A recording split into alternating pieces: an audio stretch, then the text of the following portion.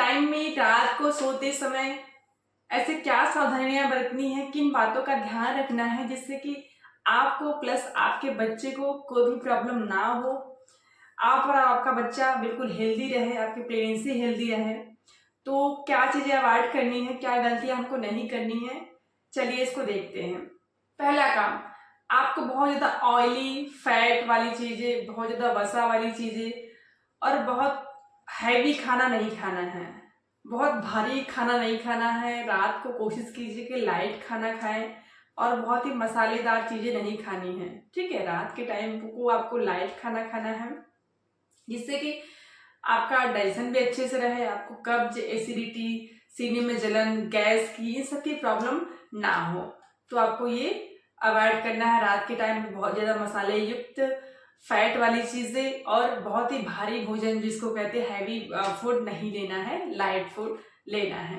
और दूसरी चीज़ आपको फॉलो करनी है, रात को खाना जल्दी खाना है। ठीक है, बहुत लेट खाना नहीं खाना है। अगर आप लेट खाना खाएंगे तो आपकी डाइजेशन ठीक से नहीं होगी, तो फिर आपकी रात में जो नींद है ना उसकी क्वालिटी भी अच्छी नहीं होगी, रात की नींद भी कंप्लीट नहीं होगी, जिससे कि आपको आलस सा लगेगा। फिर अगर आप सुबह में उठती हैं तो आपका डाइजेशन सही नहीं है, तो फिर वहीं गैस की प्रॉब्लम, एसिडिटी की प्रॉब्लम और एनर्जी सा फील नहीं होगा आपको। अगर रात में आप अच्छी नींदें लेती हैं, 7-8 घंटे की प्रॉपर नींद अच्छे से लेती है, गहरी नींद लेती है, तो क्या होता है इससे कि आपका नींद की क्वालिटी की वजह से आप एनर्जेटिक फील करते हैं, आपका हर काम में मन भी लगता है, आपको अच्छा फील होता है। आप कोशिश कीजिए कि सोने के 2 घंटे पहले आपको खाना अपना रात तक खत्म कर लेना है और ट्राई हमेशा यही रहे आपका कि खाना खाने के बाद आधे घंटे या 1 घंटे जैसे भी आप कंफर्ट हो उतना आपको टहलना है। और कुछ नहीं कर पा रहे तो आप सिंपल वे खाना खाने के बाद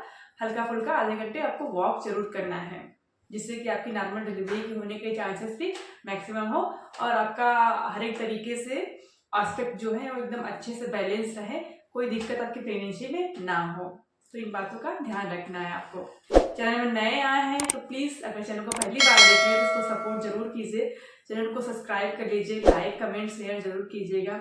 कमेंट कीजिएगा कि किनका 7वां-8वां महीना प्रेगनेंसी का चल रहा है। देखिए, आपकी तीसरी सावधानी आपको बरतनी है कि रात के टाइम में, ठीक है, जब रात हो तो उस टाइम आपको लिक्विड चीज़ें, पानी बहुत अधिक नहीं लेना है। देखिए, हमारी प्रेगनेंसी हो जाती है तो ऑलरेडी हमको यूरिन की बहुत ज़्यादा प्रॉब्लम होने लगती है, बार बार यूरिन जाने की टेंडेंसी, जैसे जैसे प्रेगनेंसी पास में आने लगती है तो हमारी टेंडेंसी बढ़ने लगती है यूरिन की पास करने की। तो आपको कोशिश यही करना है कि रात के टाइम में जो पानी का रिक्वायरमेंट है, कम से कम एक दिन में 8 से 10-12 गिलास आपको डेली पानी लेना है।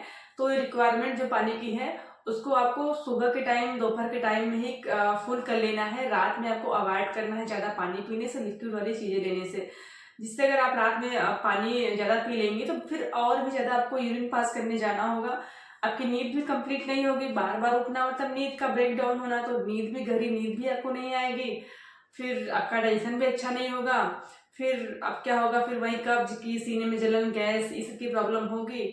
बार बार रात में उठने से हो सकता है कि आपके बच्चे का जो ग्रो वाली पीरियड चल रही है वो भी थोड़ी सी ब्रेक हो जाए, उसमें अच्छे से बच्चे का विकास ना हो। तो आपको अवॉइड करना है रात में ज़्यादा पानी, लिक्विड लेने से बचना है। अगली चीज़ें हैं कि आपको रात में खट्टी चीज़ें, खट्टे फ्रूट, इन सब से दूरी बनाना है, इनको लेने से बचना है। जी हाँ, इससे संतरा हो गए, जो भी खट्टी चीज़ें हैं, नींबू हो गई, इनको रात में मत लीजिएगा, ये आपके एसिडिटी को बढ़ाएंगे, फिर आपकी सीने में जलन, गैस, इन सब की समस्या, कब्ज की समस्या बढ़ती जाएगी।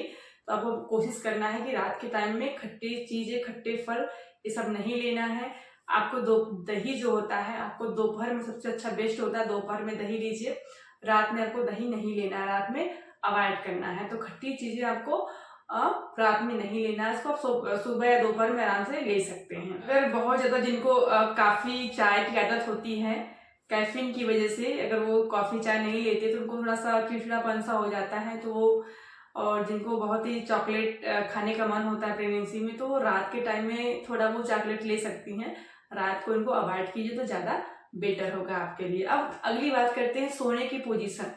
ठीक है, देखिए, जो सोने का बेस्ट पोजीशन होता है, कहा था कि बाएं करवट सोना चाहिए, वो बेस्ट होता है, क्योंकि बाएं करवट सोने से ऑक्सीजन का सप्लाई और प्लस ब्लड सर्कुलेशन बहुत ही अच्छा रहता है। तो आपके बच्चे का डेवलपमेंट बहुत अच्छे से होता है, क्योंकि बच्चे का डेवलपमेंट ब्लड के द्वारा, ऑक्सीजन के द्वारा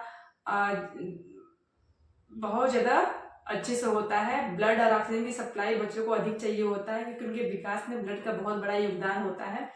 तो आप बाएं करवट सोते हैं तो ब्लड का सप्लाई, ऑक्सीजन सप्लाई प्रॉपर ढंग से बच्चे तक पहुंच जाता है, जिससे आपकी प्रेगनेंसी में कोई प्रॉब्लम नहीं रहती है। बच्चे का हर तरीके से विकास बहुत ही प्रॉपरली अच्छे ढंग से होता है।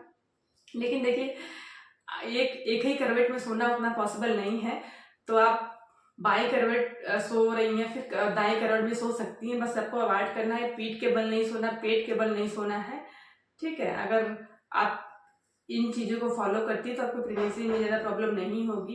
देखिए, प्रेगनेंसी के टाइम में क्या होता है, कुछ महिलाओं को स्वेलिंग हो जाती है, पैर में स्वेलिंग होती है, पैर में क्रम्पिंग होने लगती है, बहुत ज़्यादा क्रम्पिंग सा भी होता है, दर्द होता है। तो मैटरनिटी पीलो भी आती है। उसको क्या करना है कि आप लेट के उसको अपने दोनों पैरों के बीच में अगर आप रख के सोती हैं तो ये भी आपके दर्द में, स्वेलिंग में, ठीक है, इन सब में राहत देती है। अगर आप मैटरनिटी पिलो नहीं ले पा रहे हैं, जो सिंपल पिलो घर पे होते हैं उनको भी आप आसानी से, थोड़े फोमी टाइप के गद्देदार पिलो होते हैं, उनको आप आसानी से अपने पैरों के बीच में रख लेंगे तो भी आपके नींद को प्रॉपरली ढंग से अच्छा पूरा कंप्लीट करवाएंगे। आपकी दर्द से, सूजन से, क्रैम्पिंग से थोड़ी बहुत राहत जरूर मिलेगी। तो आपको क्या करना है कि आप तकिए का यूज कर सकती हैं, जिससे कि आपकी नींद की क्वालिटी अच्छा रहे, आप अच्छे तरीके से चैन के साथ सो पाएँ। को कोशिश करना चाहिए कि 7-8 घंटे की प्रॉपर नींद जरूरी लेना है। अगर आपकी नींद अच्छी रहेगी तो आप सुबह मॉर्निंग में एनर्जेटिक सा फील करेंगे, आपका जो आलस का लेवल हो वो भी कम रहेगा, थकावट ये सब भी कम आपको फील होगी। अगली बात करते हैं ठंडी चीज़ों की। जी हाँ, गर्मी का मौसम रहता है तो हमको क्या होता है, क्रेविंग होता है कि हमको ठंडा ठंडा पानी मिले ना। फ्रिज का पानी नहीं पीना है, फ्रिज की चीज़ें अवॉइड करनी है, ठंडी चीज़ें बहुत नहीं लेनी है। अगर आप ठंडा करके पानी पीते तो उससे क्या होता है कि आपका जो मांसपेशियाँ होती है उसमें सिकुड़न सा आ जाता है, जिससे कि आपकी नॉर्मल डिलीवरी होने में दिक्कत होती है, प्रसव पीड़ा उत्पन्न होने में भी प्रॉब्लम होती है। तो आपको ठंडी चीज़ें अवॉइड करनी है, ठीक है। 7वें, 8वें, 9वें महीने में आपको कोशिश करना है कि गर्म तासीर वाली चीज़ें आपको लेनी चाहिए, जैसे गर्म पानी हो गए, जो और भी गर्म चीज़ें होती है, मेथी के लड्डू, जीरा के लड्डू, और भी जो घर में बताती हैं हमारे बड़े बुजुर्ग लोग रहते हैं, बताते हैं गर्म चीज़ें इसको लीजिए, मेथी के लड्डू, ये सब तो आपके डिलीवरी नॉर्मल होने में ज़्यादा हेल्प करती है।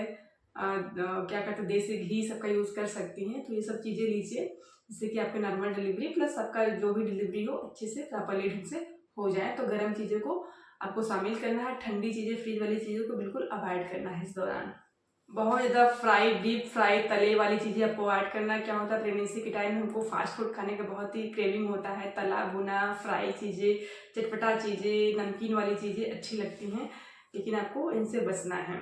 और झुकने वाले का, जी हाँ, झुकने वाले से कि फर्श पे पोछा लगाना या कपड़े बाल्टी का उठाना झुक के, जो भी झुकने वाले काम होते हैं इनको उतना नहीं करना, आपको इनसे थोड़ा सा बच के रहना है, जिससे क्या कि प्रेगनेंसी में कोई प्रॉब्लम ना आए।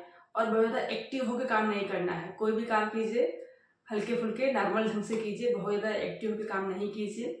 तो ये सब चीज़ें हैं, इनको आप 7वें, 8वें, 9वें महीने प्रेगनेंसी के दौरान अगर सावधानियां बरतती हैं, इन चीज़ों को थोड़ी सावधानी पूर्वक करती हैं तो आपकी प्रेगनेंसी बहुत अच्छे से बीत जाएगी। आपकी डिलीवरी होने में कोई कॉम्प्लिकेशन नहीं होगा, आपके हेल्थ को प्लस आपके बच्चे की हेल्थ को कोई भी तरीके से प्रॉब्लम नहीं होगी।